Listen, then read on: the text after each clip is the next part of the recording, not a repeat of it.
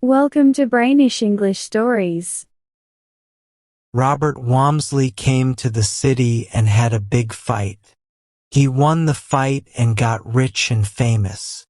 But the city also changed him. The city gave him what he wanted but made him like everyone else. It changed the way he dressed, acted, and lived. He became like other rich city people who can sometimes be rude and think they are better than others. A small town in the countryside was proud of Robert. 6 years ago, this town laughed at Robert when he left the farm to live in the big city. But after 6 years, everyone knew his name. He was part of big court cases, parties, car accidents, and fancy dances. Tailors stopped him in the street to see his nice clothes. Important people were happy to know him and used his name. Robert's biggest success was when he married Alicia Vanderpool. She was like a high, snowy mountain, very special and hard to reach. She was from a very old and important family. Many people tried to be as good as her but could not. She did not do things that were silly or common. She was calm, proud, and did not care for things like dogs or fountains. This was the great success Robert achieved. Even if it was hard sometimes, he always looked happy and strong. He knew he was lucky, even if he sometimes felt cold inside like he had ice in his heart. After a short trip abroad for their wedding, the couple came back and made a splash in the best society. They had parties at their big old red brick house in an old, once great neighborhood. Robert Walmsley was proud of his wife. Even when he greeted guests, he held tightly to his walking stick and thermometer. One day, Alicia found a letter from Robert's mother. It was a simple letter, full of love and news about the farm. It talked about the pig and the new red calf and asked how Robert was doing. It was a letter from home, full of stories about bees, turnips, fresh eggs, and how things were going on the farm. "Why have I not seen your mother's letters?" asked Alicia. Her voice always sounded fancy, like she came from a rich and important place. "Your mother," continued Alicia, "invites us to visit the farm. I have never seen a farm. We will go there for a week or two, Robert." "We will," said Robert, in a very serious and important way. "I did not show you the invitation because I thought you would not want to go. I am happy you want to go. I will write to her myself," said Alicia, a little excited. "Felice will pack my bags right away. 7 bags should be enough. Does your mother have many parties?" Robert stood up and said they should not take so many bags. He tried to explain what a farm is like. His own words sounded strange to him. He had forgotten how much the city had changed him. A week later, they arrived at the small country train station, 5 hours from the city. A smiling, loud, and joking young man driving a mule wagon called out to Robert in a teasing way. "Hello, Mr. Walmsley. Found your way back at last. Have you? Sorry I couldn't bring the car for you, but Dad's using it to plow the 10-acre clover field today. I guess you'll excuse me for not wearing a suit to meet you. It's not 6 o'clock yet, you know."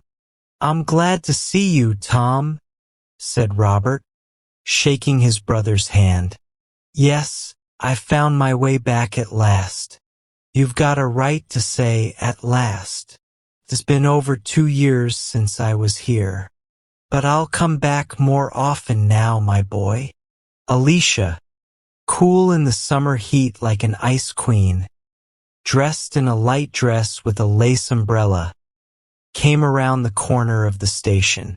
Tom, who was feeling confident, suddenly felt shy.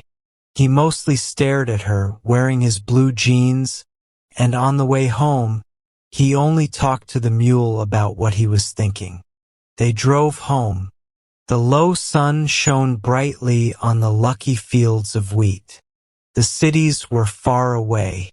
The road curled around the woods, valleys, and hills like a ribbon dropped by summer.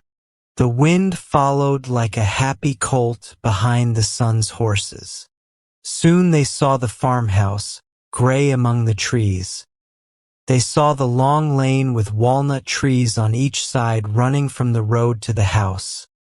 They smelled the wild roses and the cool, damp willows by the creek. Then all the voices of nature began to speak to Robert Walmsley. From the dark woods, they came softly. They chirped and buzzed from the dry grass. They sang from the creek. They floated up in clear notes from the meadows. The whippoorwills joined in as they flew after insects in the air. Slow cowbells added their sound, and this is what they all said. "You've found your way back at last, have you?" The old voices of the country spoke to him. Leaves and flowers talked to him in the familiar words of his youth. The things like stones and fences, gates and fields, roofs and turns in the road spoke to him too and changed him. The country smiled at him, and he felt its breath, and his heart was pulled back to his old love. The city was far away. This feeling of the countryside then took hold of Robert Walmsley. He noticed something strange. Alicia, sitting next to him, suddenly seemed like a stranger. She did not belong to this part of his life. Never before had she seemed so far away, so quiet and high, so unreal. Yet, he had never admired her more than when she sat there by him in the old wagon, not fitting in with his mood or the country life at all. That night, after greetings and dinner, the whole family, including Buff, the yellow dog, spread out on the front porch. Alicia, not proud but silent, sat in the shadow in a beautiful pale gray dress. Robert's mother happily talked to her about marmalade and back pain. Tom sat on the top step, sisters Millie and Pam on the lowest step catching lightning bugs. Mother had the willow rocking chair. Father sat in the big armchair with one arm broken. Buff lay in the middle of the porch in everyone's way. The evening's quiet magic brought back strong memories for Robert. A countryside madness took over his heart. The city felt very far away. Father sat without his pipe, uncomfortable in his heavy boots, being very polite. Robert shouted, "No, you don't." He fetched the pipe and lit it. He pulled off the old man's boots. The last one slipped suddenly, and Mr. Robert Walmsley from Washington Square fell off the porch backward with Buff on top of him, howling loudly. Tom laughed sarcastically. Robert tore off his coat and vest and threw them into a lilac bush. "Come out here, you country boy," he cried to Tom, "and I'll teach you a lesson. I think you called me a city boy earlier. Come on and show what you can do." Tom understood the challenge and happily accepted it. 3 times they wrestled on the grass, side holds, just like wrestlers, and twice Tom had to eat grass at the hands of the well-known lawyer. Messy, panting, both still bragging about how strong they were, they stumbled back to the porch. Millie made a cheeky comment about her city brother. In an instant, Robert grabbed a nasty katydid and chased her with it. Screaming loudly, She ran up the lane, chased by the determined Robert. After running a quarter of a mile, they returned, she full of apologies to the victorious city boy. The countryside madness had fully taken over him. "I can take on all of you slow country folks," he bragged loudly. "Bring on your bulldogs, your farm workers, and your log rollers." He did flips on the grass that made Tom laugh with envy. Then, with a loud shout, he ran to the back and brought back Uncle Ike, an old black man who worked for the family, with his banjo. He spread sand on the porch and danced, chicken in the bread tray, and did amazing dances for half an hour longer. He did incredibly wild and noisy things. He sang, he told stories that made everyone laugh loudly except one. He acted like a silly country boy. He was crazy with the excitement of his old life in his veins. He became so wild that once his mother gently tried to stop him. Then Alicia moved like she was about to speak, but she did not. Through it all she sat still, a slim, white figure in the dusk that no one could understand. After a while, she asked if she could go to her room, saying she was tired. On her way, she passed Robert. He was standing in the door, looking silly with messy hair, a red face, and clothes all mixed up. No sign of the perfect Robert Walmsley, the popular club member.